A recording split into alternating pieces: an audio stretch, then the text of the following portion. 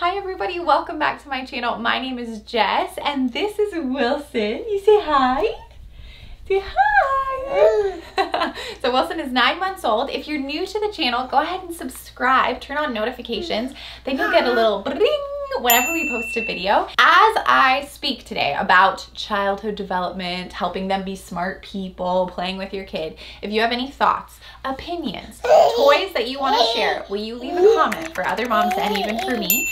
I would love to hear your feedback. It's something that really excites me. Also, if you're a mom and you're looking for more support or a mom to be, we have a Facebook group called Jess Hover and Friends. It's a private group. You can go request to be in it and I'll let you in. And it's where moms are giving other moms support, advice, encouragement. It's awesome. I highly recommend that you go and be a part of that. So welcome to this video. Today's video is all about how to make your kids smarter. And I will say that I'm not passionate about this in the slightest. I pretty much never think about this. And I think it's because I sort of just trust that if I do my best taking care of my kid, they'll be as smart as they're gonna be. But I did do some research recently on childhood development and how the brain works and kind of optimal learning environments for babies and young children, because we're quarantined together and I want them to learn something while they're here. And I found the insights to be very helpful and interesting. And so I thought I'd make a video to share them with you. Also, a lot of you have written me asking, how do you play with a baby? And this is all gonna kind of go together because the way your baby's gonna learn is largely through play. So today we're gonna talk about how to play and how to learn, and you're already doing a great job. So just know that. If you wanna end the video now and just be like, all right, I'm already doing great, then you can. You did great. But first I'm gonna hand this guy over to his dad because he's poopy, and then we'll jump in. You ready? I'm your dad. What you see here is what I call my Montessori learning corner that I've developed for my 9-month-old. I put this together yesterday after watching a TED Talk that seemed really helpful. I mean, it hasn't worked so far. Wilson has shown pretty much zero interest. But what this lady said was that kids, they learn through exploration. So what you want to do is create a place that has like a few toys. So what I'd probably do too is even take a few of these out. And she's all about natural materials. I've got some plastic going on here, but this is a wooden maraca de Mexico, and it's natural, so we threw that in there. She's all about baby-powered toys, not battery-powered toys, because she says battery-powered toys make passive learners. So you turn it on, you're just like chilling, sort of like Netflix, right? Baby-powered toys, they invoke imagination. I must have had a lot of battery-powered toys. That's all I'm saying. What you want for your kid is that they have to use their darling little brains to make the stuff go.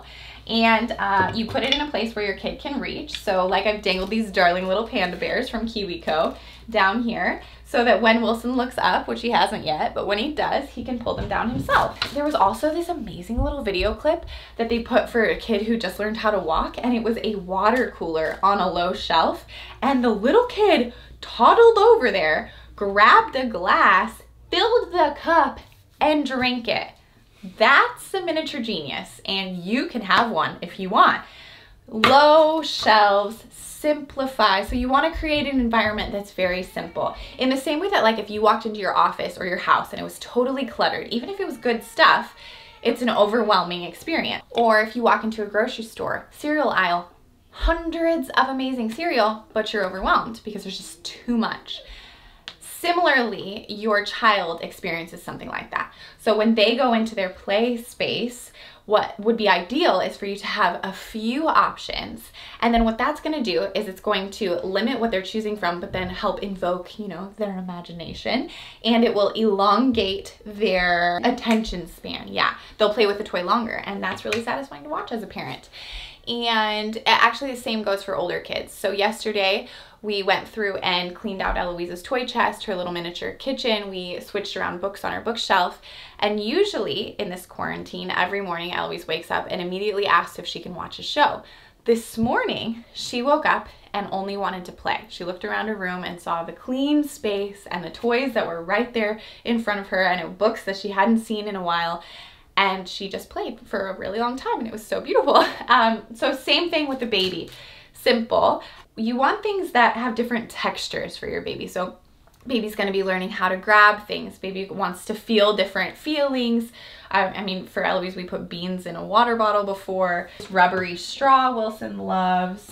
These blocks make different sounds. Anything that makes a sound. I found some bells. He loves the bells. Wooden little thing that he can put in his mouth. So different textures, different sounds, different shapes that they can feel. All of that's going to be really valuable. If your child just has neck strength, so they're at the age where they're maybe, what would that be, like 0 to 4 months, not yet strong, but they can hold their neck up a little bit. You could grab their hands and help them to go from a laying position to a sitting position, and even all the way up to a standing position momentarily if you want. All of that's going to be helping develop core strength, neck strength, upper body strength, and ultimately the way a baby is gaining strength is from the neck down. So the last thing that will happen is his legs will get long enough to be able to walk and run and jump and all of that. But you can help that process. For Wilson, I don't really walk him around the house too much, just like relying on a hand strength because his hips aren't ready for that. But he can stand up against a small object like this or the couch or something, and he can stand there for a while. We watch him because eventually he topples over. But those things are really good for kids. If you have a little baby, 0 to 3 or 4 or 5 months, you have a little play mat that has sort of like, almost like a mobile. It has these things that hang over top. Mirrors are really good. From that age, the mirror is just something to look at. It's interesting. As they grow, mirrors are going to become even more valuable toys because it helps them to understand themselves, helps them to understand their own motion. Then they start to understand that when they see you in a mirror, you're also right behind them. All of that's really good for them. So like at the age Wilson is, the most beneficial mirror is actually one that's like propped up on a wall right in front of him. But when he was little, we had one dangling over top. He had this little piano thing where he could kick it and it would light up when he kicked it. Battery powered, yes, but child powered too. Again, anything that they can grab, it's gonna help them with their mobility, their strength, and their desire to try, their motor skills. And you wanna talk to your kid a lot, sing to your kid, you could read to your kid. But let me say this, with Eloise, I would pretty much thought I had to read her every day. I just thought that's what good parents do, and so I did. I do not do that with Wilson. I think I've read him like 6 books in our whole life together, and I still believe in reading's a great thing. I like to read, so that makes it easier. But I know of moms who pack books in their hospital bags to read to their baby upon arrival. Don't do that. You don't have to, you're fine. If you love to read and you're that passionate about reading, then don't let me steal your joy.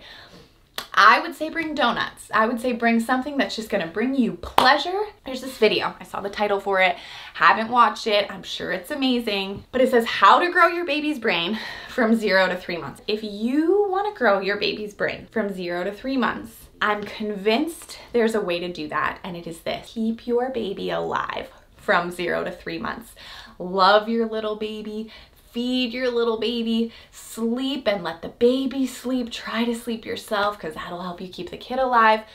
If you do those things, your baby's brain will grow. You don't need to stress out about also reading your kid books and singing them songs and all of that. If you want to do it, great, have fun. We don't need to stress too much about little tiny babies being smart, because if you've ever had a little tiny baby, you know that it's a really exhausting job.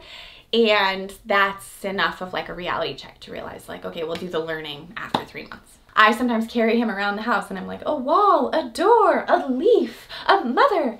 And that's good because they're talking, and that's fun. Sometimes when I nanny Russ, me and him go into his room. He's a year and a half. But I did this even when he was really little. Okay. We'd go into his room, I'd shut the door, and then I would just let him just have free reign and do whatever he wanted as long as he was safe. So that like he didn't have to play with his toys, but he could like open drawers and shut drawers and rock the rocking chair. You're not like actively teaching him anything, but it is teaching him something because he's understanding like cause and effect and all of that. Exploratory learning, Rebecca. That's exactly right. You're an excellent nanny. No wonder she gets paid so much. So, yes. So this morning I sent up this gorgeous little Montessori corner for Wilson, and do you know what he kept doing? He kept crawling past it to get into the bathroom and to get in the kitchen and to open all the cabinets and to pull open the drawers. And what I learned from all of my research in the last 2 days, which means watching like a few videos and reading a few blogs, was that that's perfectly okay. So what I did was I closed off the cabinets that would kill him with all the like cleaning supplies and chemicals, and I left open the cabinets that he could pull stuff out and really explore, the utensils, everything, just like Becca just described, because all of that exploration is learning and it's playing, and that is going to provoke the curiosity that you want, so that later in life he is a curious, explorative learner. Just a genius, just this tiny little beautiful genius that you raise because you let them play in the spatulas. If toys are only for playing, that's like putting them in a box. But if they have to like use a pot as a drum, that also like grows your brain because you're actually having to think outside the box. Yeah, or like a fork for a hairbrush. Humans use these little babies to straighten their hair out. See, just a little twirl here and a yank there, and boy, oh, like.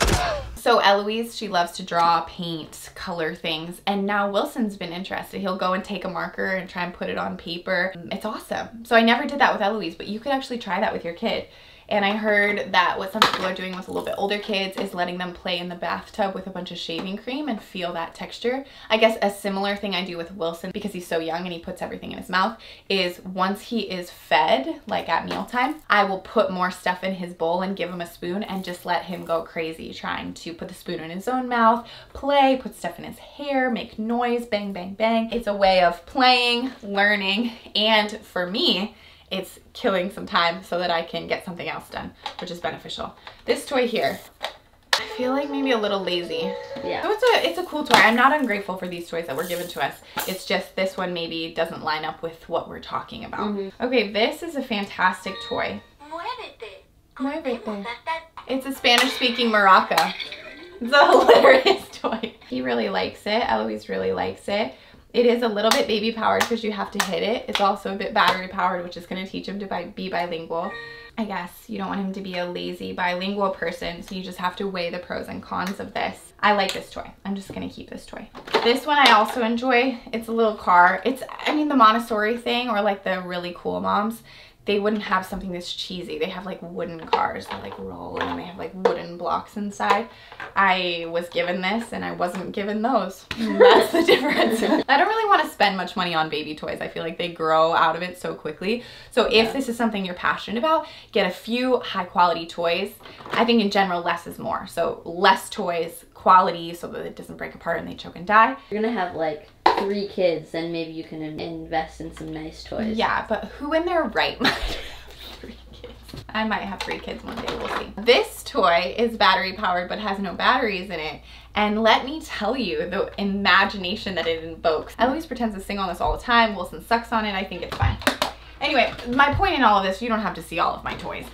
But what I want to do right now is mostly get rid of these toys, pull out a few that I think are beneficial for him, and then only lay out a couple because I want him to have a few that he likes to play with, and then maybe in a week I'll switch those toys out, just like we did with Eloise's room yesterday, and keeps the space clean, less cleanup for me, and more playtime for them. I don't know a lot about all these things I'm about to tell you, but I just know that they're true.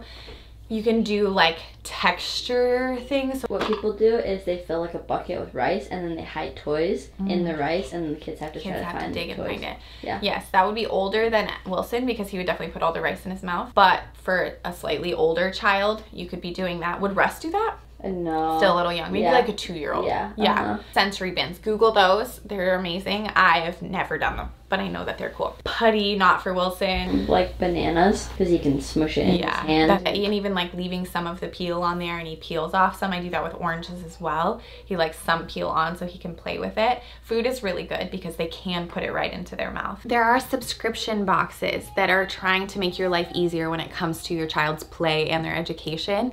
I've personally used KiwiCo before. What I would say is I think for older kids it was awesome. For babies, they have a really good box, but I'm pretty sure they only have 1 box from 0 to 12 months. There are other subscription boxes that look really cool that have like, I don't know if it's monthly or stage-wise, Love Every and Monty kids that look really special. So if you've got like grandparents or aunts and uncles that are looking to send you guys a gift for your child, you could suggest something like that.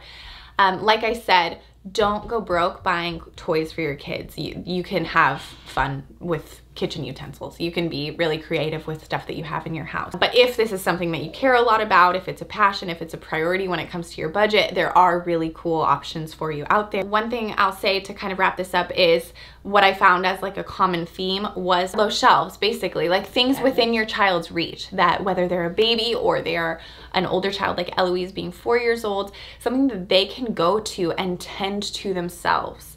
That's really valuable. Also, with Eloise, so she's 4, she actually is getting closer to 5 now. What we started doing recently that I would like to be more intentional about is including her in day-to-day stuff. So folding laundry, putting laundry away. The other day, Sean and her were doing dishes together and she was having the best time. But some of that stuff kind of I forget to do because I think like, oh, I should just get it done and then I can play with Eloise. But to actually incorporate them into the things you have to do as a parent and a responsible adult is a fun thing for them. So if you have a young child who's old enough to do some of that, don't shy away from doing it, because for your child, it is play, even though for you, it's being a responsible person. Thank you so much for watching. You're doing such a good job. Your child is so smart and so pretty and so nice. And if you just keep loving them and leading by example, they're gonna turn out great. Don't you dare freak out about your kid being a dummy. I mostly never think about this stuff, but I'm thinking about it for you because you've asked and I wanna help. So thank you so much for watching. Join the Facebook group, Jess Hover and Friends, Instagram, leave a comment, tell us what you do with your kids, what toys are you using, what mobiles did you use, what play mats did you use? Honestly, I wanna hear any of it. Moms are asking, you have answers. And we'll see you next week. You're doing so good. Happy quarantine. Okay, we love you. We miss you. Goodbye.